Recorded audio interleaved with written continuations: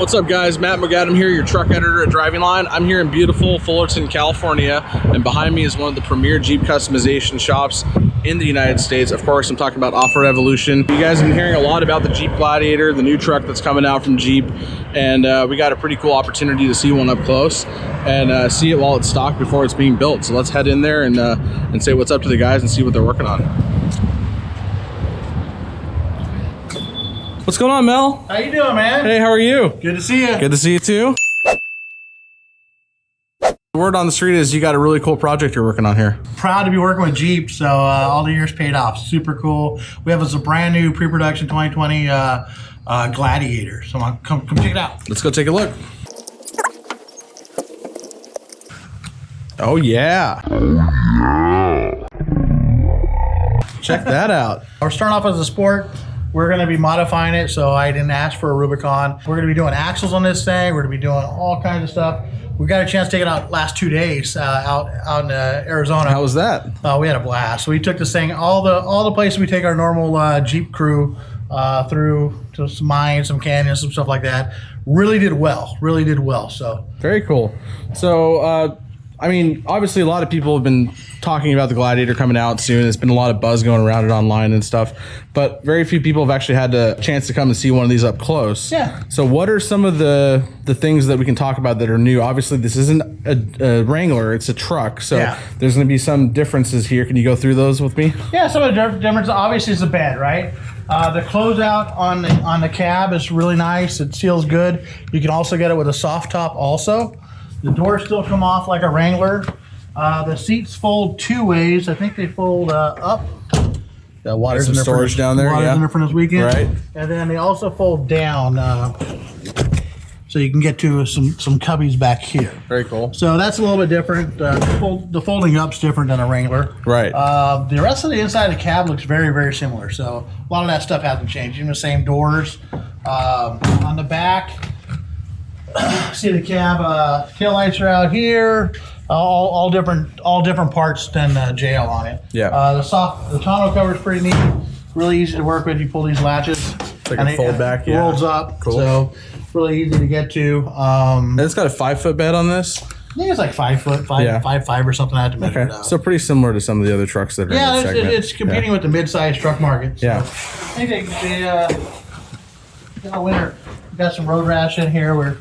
So tell me about this. We saw a couple photos this weekend of your excursion out there, but where did this happen and how? This is a really tight turn, so it's tight in a regular Wrangler. So this one with the extra wheelbase was a little bit tougher. We were off the cliff on the front right, we're on Lisa's side, and then kind of edging around this corner, so we had to take it really tight. But again, the fenders are really pliable. You can barely see it. This actually bent all the way in and popped back out. Oh, wow. So yeah. Pretty cool for the damage. It didn't dent the bed or nothing. Yeah. We didn't have any rock sliders or nothing underneath there, and it worked out really well with bone stock sport. So definitely a good mid-sized car. So did you guys hear that? You don't need to have a Rubicon just to go wheeling. You can take one of these vehicles that's, a sport, or I think they have an Overland edition as well. Those are just as capable. I mean, the Rubicon does have some of the more upgraded off-road features on it. We can go through those too if you want. Yeah, the Rubicon is definitely going to be geared more for the rock crawler guy, or wanting to have lockers, mud, stuff like that. Front end is really relatively similar to the JL. They did open up the louvers to allow more airflow for the towing capacity. Okay, yeah. And then the rear suspension's all redone. It's more like the 1500, the 5-link in the back. But it's still a 5-link. Works really well. I ran around in 2-wheel drive a lot of the day just because I like it. Kind of gets loose and stuff like that. But we didn't get a lot of the wheel hop or axle wrap like with leaf springs. So with the 5-link, it just really stuck good and really enjoyable. So I'm guessing they put a bigger transcooler on this for the towing capacity, or do they? I haven't looked into it that much. I imagine they did, but they did open up airflow. I do know that. To get more air going. I do know that the 3.6 liter is going to have more tow capacity than the diesel. Wow. Okay. And then the Sport has more tow capacity than the Rubicons. Yeah, that kind of makes sense with the weight stuff. Yeah, but I didn't know that about the diesel. That's interesting. Yeah. So diesel's going to be coming next year, I hear, in 2020. That's what we were talking. Yeah. I haven't had a chance to test drive those. Yeah. These have been awesome. Like I said, the other thing that's really cool is a lot of time when we're doing the stretches, we've been stretching these things for a while, and do a 4-door or a pickup truck bed with a 4-door. It's really hard to get the frame rigid, and it would do a lot of flexing in the center. So we'd have to cage them out and kind of hide the cage, so tie the whole thing in to make it rigid. On this one, the way they beefed up the frame, there's a cross span about that big, and we didn't get any of that bowing in the middle. Oh wow! It was pretty cool. And they also added hydraulic body mounts in the back of the cab, and I think that was also to help make the driver not feel any of that. Cushion some of the harder hits and so stuff. Still regular body mounts in the front, then a hydraulic in the back of the cab, and that is different than the JL. That's really neat. That's actually I didn't know that either. The wheelbase is actually really fun. I've always been a big wheelbase kind of guy. I've always had the full-size Dodges and Ram Chargers and Blazers, and my first truck was a Willys pickup truck. So I've always liked the longer wheelbases. Our Z71 is one of my favorite trucks, and that one's at 125. Yep. Run on 40-inch tires, really low. And we have the full overhang on the back, too. We really don't have a big issue with it. This one, if you take off the rear trailer hitch, let's take a look at that. Everything raises up about 3 or 4 inches.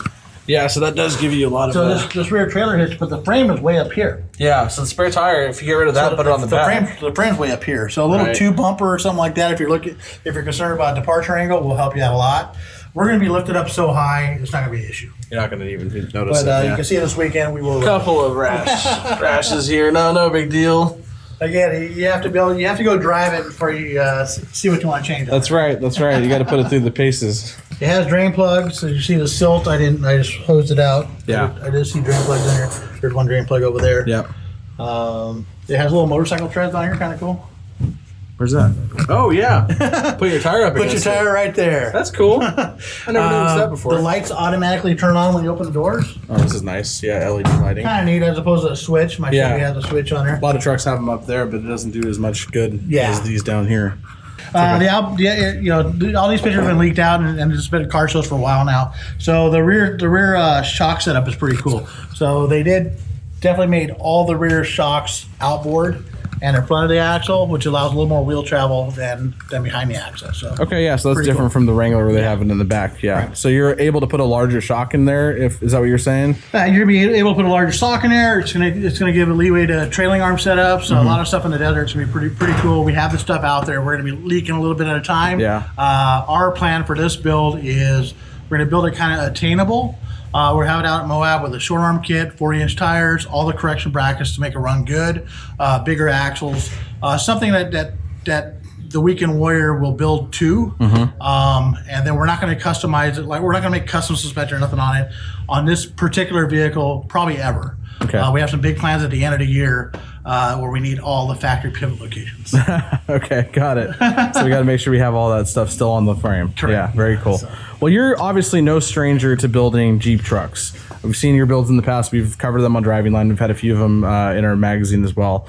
So some of the other ones you've built, you've done the JKs with the bed on them. Yeah. So were those builds similar to the way Jeep put this together in any way, or were there a lot of things that you guys did that was different? No, not really. Like I said, really similar. It's just they made all the stuff better out of the box. So, like I said, making the frame rigid was the big issue for them having those custom stretch ones. Yeah. Always finding a good bed was always a tough one too. Yeah. Some people were using Toyota inner beds, the plastic beds on their root conversions, I think they were. So that was always tough. Also, the wheelbase. I think the wheelbase is fine. There are a lot of people on the internet going, "Oh, it's too long. It's too long. Look at the overhang."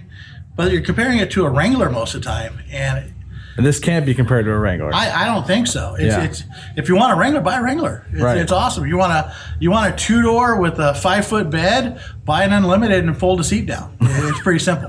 It's been out there for a while. So what would you compare this Gladiator to as far as what else is in the segment? Any other mid-sized truck, so like the Toyota Tacoma crew cab, or the Chevy Colorado crew cab, the new Ranger crew cab. And then this one, I would compare it to a base. And I'll tell you what, I've driven those other cars. They're all awesome cars, and they all have nice packages you can check and get them pretty badass out of the box. But for a sport that has no bells and whistles on it, I had this thing in places where I know we'd be ripping faces off and all this other stuff on the other cars. So this one I think is going to be awesome vehicle. You'll see awards next year or this year when it's released. I'm sure, yeah. It's a pretty cool vehicle. Not let alone this is the base. So you're going to be able to buy a Rubicon, check off rear locker, front locker, transfer case gearing, sway bar disconnect. And then everybody's, we're forgetting about being able to take the top off and the doors off. So all that stuff that makes the vehicle a fun vehicle and then still be able to be off-road capable. What would you recommend for someone who wants to just be able to get out there, have a little more fun than a stock vehicle, be reliable out there and have fun with it and not have to really break the bank when it comes to buying a Gladiator? Yeah, it really, you kind of got to be honest with yourself, what kind of off-roading you're looking to go do and all that good stuff. But these basic ones right off the bat with a basic 2-inch lift kit, you can go really inexpensive or high end, of course, always big windows. But this basic one right off the bat can go do whatever you want it to go do. If you are the more active weekend warrior guy and want to go try some different stuff, the Rubicon package is really a good bang for the buck. It's usually about $6,000 to $7,000 difference for the sport. You got to watch it because you could check off all kinds of stuff and make it a lot higher than that. For that $6,000, you're getting a front and rear locker, sway bar disconnect, a different transfer case. That kind of stuff adds up to $6,000. So it's a good package to get for that. If you're looking to actually build it big, like we knew we were going to be building this one big, our plans for this year, what we're doing with it. So it really doesn't make that much sense for me to start with a Rubicon. And besides, there was not, I didn't want to take from the press fleet and all that stuff. Yeah, so of course. I was like, hey, whatever, we're good. But the axles, I knew I was swapping in axles. So like the Dana Spicer axles are about 14 grand. So that at a $35,000 price point here, I can buy axles and it gets me up to the high end Rubicon wheels and tires. And I knew I'm going to be in, and I know the stuff I'm going to be changing out. So if you know you're going to be going big, it might make more sense to get a nice Sierra, something like that with a nice interior, all the cool stuff, and put axles into it. Yeah. If you're looking to just run a 37-inch tire or even a 38, man, I've had great luck with the regular Rubicon axles. Axles, yeah. You can truss them up, make them strong, and not have any issues with them on a 37. Yeah. They're going to come stock with 33s, 35s to bolt on Rubicons, no problem. Stock with no lift. Yeah, no lift. You do like a 1-inch or a 3/4 inch bump stop extension is all you do. That's it, yeah. And then you can definitely lift it up higher also. But 37s, I've had great luck with them on the jail already. Again, the same front axle, same rear axle. Yeah. So I think it's going to be the same thing on this one. But if you want to go with the big taller tires, and that's where the axle is. Yeah, axles and then suspension. Of course, Evo Manufacturing will be making off-road suspension for these so vehicles. we have a long arm kit for this one already. We have a short arm kit for this one already. We have some race stuff for it already. Race stuff, huh? Yeah. Undercover. We can't talk about that yet. There's cool stuff. Again, we'll leak it out as the market desires it. Yeah. But right now for this one, we'll be doing a short arm kit, something, drop correction brackets on the front. Make it drive good. We'll do videos of it driving well and wheel all through Moab and wheel the summer with that. Again, you're trying not to break the bank on high-end kits. Right. But we definitely do have them if you want them. Yeah. Well, can you walk us through what you're going to be doing specifically to this Jeep? On this Jeep specifically today, we're going to be actually this evening we'll be racking this. I got some hydraulic lift tables. We'll be prepping the new Dana Spicer axles. So these you got right over here. Yep. We'll be prepping these. I haven't opened up yet. See how they're still sealed. Yeah, they're still sealed. Well, you guys you'll see them soon enough. We're gonna be following along this build as it's going. So you'll see them out of the box. We're going to be going with 40-inch bead locks, KMC and machetes. We were originally going to do 20s for Moab, and I have them right here. Yeah. 1550s on 20s. We're doing these custom KMC grenade forged bead locks. Super sick. The forge is going to get in. It takes about a week or two to get. Worth the wait. It is worth the wait. We're going to put them on after Moab though. Okay. So we'll run my forged race ones more than likely for the show for the race on, and then for EJS and the rest of the summer we'll run a bigger, wider set. Right. We'll be having we have an Evo roof rack we're putting on. One of our cool ones that we have for our jail. It'll fit over here, and then we'll be doing a bed cage. We have a tent going on, the mat tracks, all that good stuff. Full on overland look, spare tire, extra water tank. All we have Evo rock sliders for it. We'll be putting on. Nice. All that in less than 10 days. 10 days. Like That's what we got till EJS. Yeah. Well, we're leaving on next Friday, so all this stuff is gonna be happening really, really quick. So we got in here today, and then like I said, we'll strip it and then start going back with it. Rushing powder coat. Got to figure out a color scheme for it, and then we're putting on Rubicon fenders. Those are coming in right now. So from Chrysler. Those do sit a little bit higher up than the. Yeah, so they'll be they're the same as like on the JL on the front. Yeah. So they'll be sent up higher. We have Evo bumper we're putting on, Warren winch. We got KC lights coming in. We're gonna do a light bar across the top with all the 6-inch KC lights, and then you're not doing coilovers on this one as this of right one. now? I'm not. Okay. This one I'm not, and mainly because we're gonna towards the end of the year again. We're gonna be racing 1,000. So. Damn. So at the end of the year, we're racing. Big drop right there. Yeah. Did you guys hear that? I heard that. Are we allowed to keep that on? Yes, we are. Okay. So what we're doing is it's 2 builds.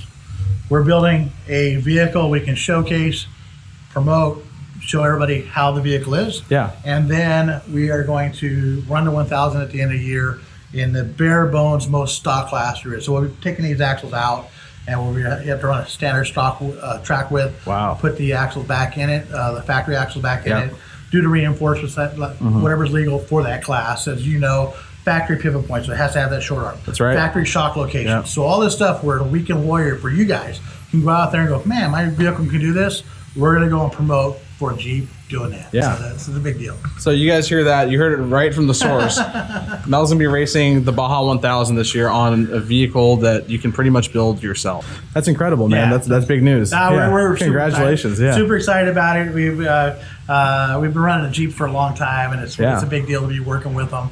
And so we back to stock though, so that's the whole thing. We're gonna be big for the summer and go through all the shows. Yeah. But that's why we're not doing long arm pit. That's why we're not doing trailing arms and all the other cool stuff that we do sell and that we specialize in. And if you want it when you pick it up, bring it over. We'll dial you. They can absolutely do it here. Just behind those doors right there, there is a whole shop where anything you can imagine on a Jeep, Mel will do it for you. You want rooftop tents, you want a race Jeep, whatever. You want a rooftop tent on your race Jeep, you can do that too, right? Yeah. We race in our Respect trophy truck too. So this one's a whole other project that we got to come back and talk about later. Yeah. So you're going to have 2 cars there? Yeah. We're going to campaign 2 cars and make this a big, hopefully we get you in the car even. I would love that. So we want to get media out there. Yeah. We're talk to Jim Ryan and see if we can do a 3-seater, like a media car. Yeah. And get it through the race, Baja 1000. So that's the big thing. So can we expect to see like a Gladiator experience coming out of this as well? No, this will be rolled into the JK. Into the JKX, JLX? Yeah. Okay, cool. So it'll be rolled into JL. So we'll have that just a little bit different